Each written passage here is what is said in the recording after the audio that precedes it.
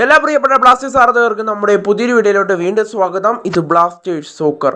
Kerala Blasters ലെസ്കോയുടെ പകരക്കാരനെ ഇപ്പോൾ കണ്ടെത്തി എന്നുള്ള വാർത്തയാണ് ഇപ്പോൾ പുറത്തേക്ക് വരുന്നത്.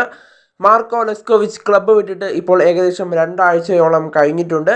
എന്നാൽ ലെസ്കോയുടെ പകരക്കാരനെ ബ്ലാസ്റ്റേഴ്സ് ഇതുവരെയും പ്രഖ്യാപിച്ചിട്ടുണ്ടായിരുന്നില്ല. എന്നാൽ ഇപ്പോൾ ലെസ്കോയുടെ പകരക്കാരനെ ബ്ലാസ്റ്റേഴ്സ് കണ്ടെത്തിയെന്നുള്ള വിവരമാണ് IFT ന്യൂസ് മീഡിയ പുറത്തേക്ക് വിടുന്നത്. എന്തായാലും വീഡിയോയുടെ കടക്കും മുമ്പേ നമ്മുടെ ചാനൽ ഇതുവരെയും നിങ്ങൾ സബ്സ്ക്രൈബ് ചെയ്തിട്ടില്ലെങ്കിൽ കൂടുതൽ ഫുട്ബോൾ അപ്ഡേറ്റ്സിനും കേരള ബ്ലാസ്റ്റേഴ്സ് അപ്ഡേറ്റ്സിനുമായി മറക്കാതെ തന്നെ നമ്മുടെ ചാനൽ സബ്സ്ക്രൈബ് ചെയ്തേക്കുക. അപ്പോൾ നമുക്ക് നേരെ വീഡിയോയോട് തന്നെ കടക്കാം.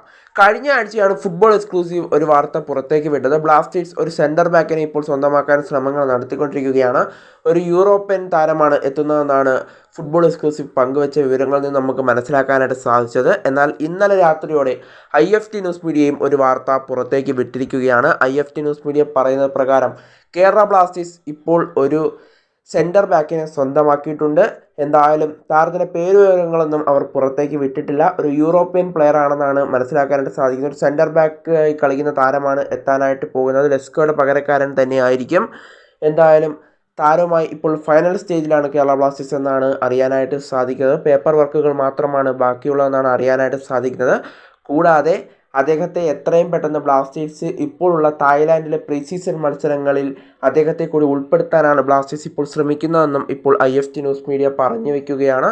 എന്തായാലും ലെസ്കോയുടെ പകരക്കാരനെ ബ്ലാസ്റ്റേഴ്സ് കണ്ടെത്തി ഉടൻ തന്നെ താരം തായ്ലാൻഡിലുള്ള ബ്ലാസ്റ്റേഴ്സിൻ്റെ പ്രീ സീസൺ സ്ക്വാഡിനോടൊപ്പം ചേരുമെന്നുള്ളതാണ് ഇപ്പോൾ മനസ്സിലാക്കാനായിട്ട് സാധിക്കുന്നത്. എന്തായാലും ഇങ്ങനെയാണ് ഇപ്പോൾ IFT ന്യൂസ് മീഡിയ പുറത്തുവിട്ട വിവരങ്ങളിൽ നിന്നും നമുക്ക് മനസ്സിലാക്കാനായിട്ട് സാധിക്കുന്നത്.